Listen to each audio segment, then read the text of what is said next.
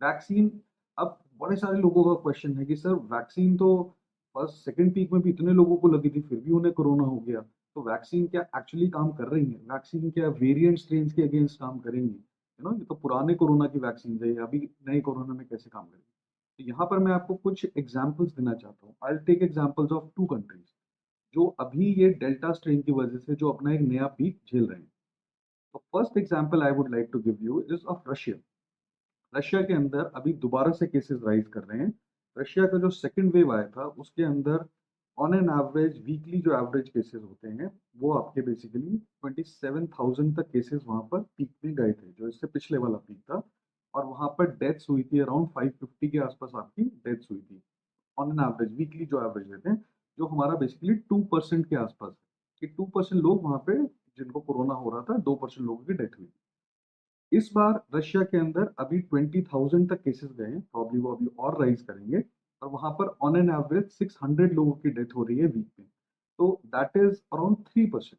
तो रशिया में जितना पिछली बार इसमें डेथ हुआ था उससे ज्यादा डेथ इस बार हो रहा है। तो this strain is probably more deadly and more infectious, ज्यादा स्पीड से फैल रहा है, ज्यादा इम्पैक्ट कर रहा है। दूसरा मैं एग्जांपल आपको देना चाहूंगा यूके का। यूके के अंदर भी डेल्टा स्ट्रेन की वजह से ही एक नया पीक बना है। यूके का जो पिछला वाला पीक था उसके अंदर 60,000 तक केसेस गए थे, that was a very bad peak for UK. और वहां पर अप्रोक्सीमेटली 1200 पेशेंट्स की डेली डेथ हो रहा था ऑन अ वीकली एवरेज। तो मोर्टालिटी रेट, जो केस फेटेलिटी रेट था वहां का 2% था, विच वाज ग्लोबली 2% के अराउंड ही कोरोना में केसेस की डेथ हो रही थी। यूके में भी डेथ हो रही थी। इस बार जो ये डेल्टा प्लस है वहां गया है यूके में। यूके में अभी वापस से 20,000 केसेस होने लग गए हैं, जो बीच में सिर्फ 2-3 हज़ार रह गए थे। तो वहां पे डेल्टा स्ट्रेन की वजह से 20,000 लोग अब वीकली दोबारा से इन्फेक्ट होना स्टार्ट हो। But to our surprise, UK में इस बार डेथ कितना हो रहा है? 14, 15, 16 लोग। जो पिछली बार अराउंड 1200 लोगों की डेथ हुई थी 60,000 में से, विच वॉज 2%। इस बार वो 15 लोगों की डेथ हो रही है on a weekly average 20,000 cases में। और दैट यानी कि मोर्टालिटी रेट कितना हुआ? 0.075%, जो पिछली बार 2%। अब रशिया में 2 का 3% मोर्टालिटी बढ़ा, यूके में 2 का 0.075% मोर्टालिटी रह गया, मतलब ना के बराबर डेथ्स हो रही है। रीजन क्या है? Reason is the vaccine.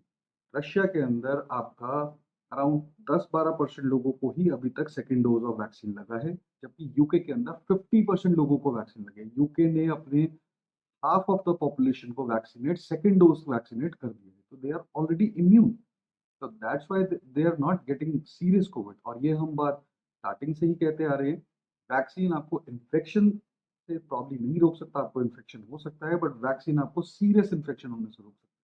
और कोरोना में अगर डेथ्स होनी बंद हो जाए तो कोरोना और एक कॉमन कोल्ड के अंदर कोई फर्क, हमें कोल्ड होता है सर्दियों में, हमारे एक फैमिली मेंबर को होता है, उससे दूसरे तीसरे सबको हो जाता है, लेकिन हम उसके बारे में चिंता तक नहीं करते क्योंकि वो हमें पता है कॉमन कोल्ड है, वायरल जिसको हम बोलते हैं। घर पे हुआ है, 4-5 दिन बुखार खांसी होगा and will get all right. हम कोई टेस्ट तक नहीं कराते उसका, हम कोई ट्रीटमेंट उसका खास नहीं लेते, तो हमें पता है अपने आप ठीक है। तो कोविड को भी हमें एक कॉमन कोल्ड के अंदर कन्वर्ट कर देना है, और वो करने का एक ही तरीका है, वैक्सीन।